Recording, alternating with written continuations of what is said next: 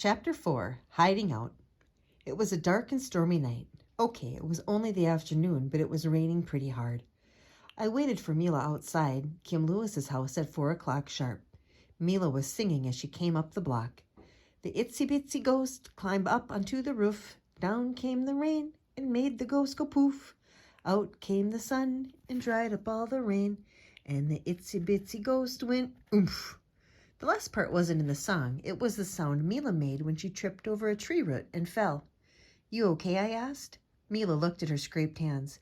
Sure, she said. I didn't need that skin anyway. We huddled together under my sister's pink umbrella. Don't ask. And knocked on the door. No answer. There was a sharp crack of thunder. I knocked harder. The wind suddenly picked up and raced through the trees. The sky turned darker and darker. I guess the sun was hiding out somewhere warm and dry. I wished I could follow it. Another crash of thunder echoed in our ears. Lightning sliced through the distant sky. I really don't feel like getting electrocuted today, I said.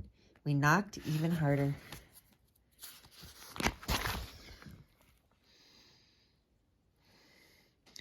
Boo, Solovsky said, suddenly flinging the door open. Mila and I leaped back right into a giant puddle. I winced as cold water sloshed into my shoes. Soggy socks. Terrific. Ha ha ha, Bobby roared with laughter. Scared you, didn't I? You've got to stay on your toes if you want to be a ghostbuster. Just let us in, I grumbled. I'm as wet as a whale. Yeah, you smell a little fishy too, Solovsky sniffed loudly. Har, har, Mila muttered, pushing her way inside. Kim was sitting under the dining room table, holding tight to one of the legs. Her perfect white, tidy teeth were chattering. Rat-a-tat-a, rat-a-tat-a. She was either cold or terrified. If I was a betting man, I would have put my money on terrified.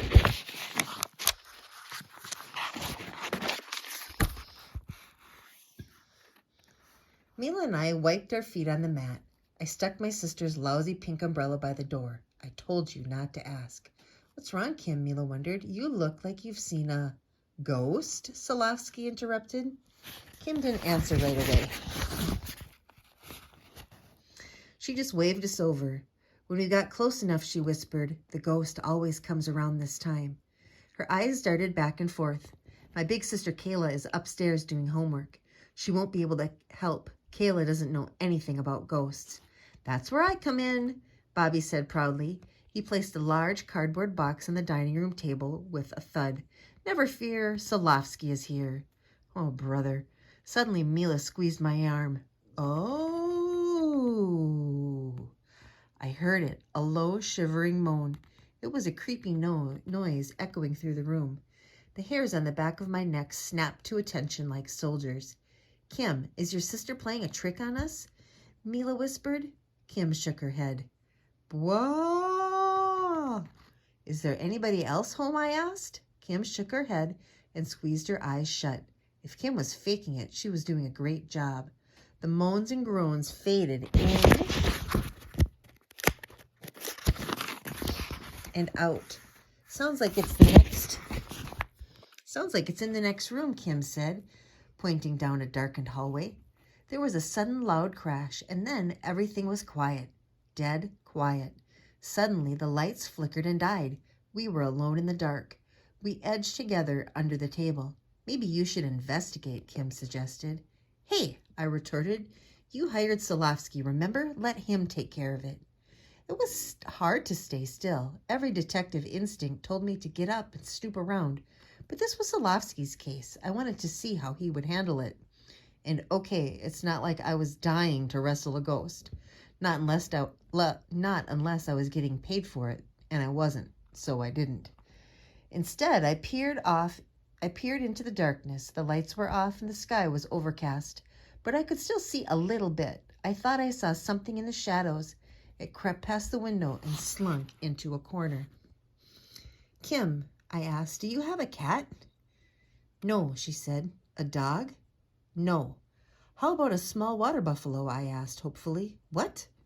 Don't mind Jigsaw, Mila quickly told Kim. He's a great detective, but he's got a weird sense of humor. I think there's something moving out there, I explained. Get away, ghost, Solovsky suddenly roared. He pulled something out of his cardboard box. It looked like a water gun. "I said, get out!" he cried. The lights flickered again. When they flickered on, the groans returned.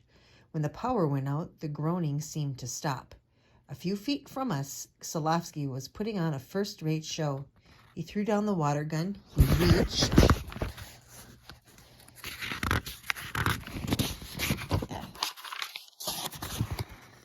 into the box again and grabbed what looked like a dustbuster. It had a flashing light on top with pipe cleaners and rubber hoses taped to the sides. Solovsky flipped a switch and the whirring sound of a vacuum filled the room. "You heard me, ghost," he shouted. "Hit the road." And just like that, it stopped. The lights came back on. The moans faded and then fell silent. Solovsky gave me a triumphant grin, like a cat that swallowed a parakeet. "All safe now," he told Kim.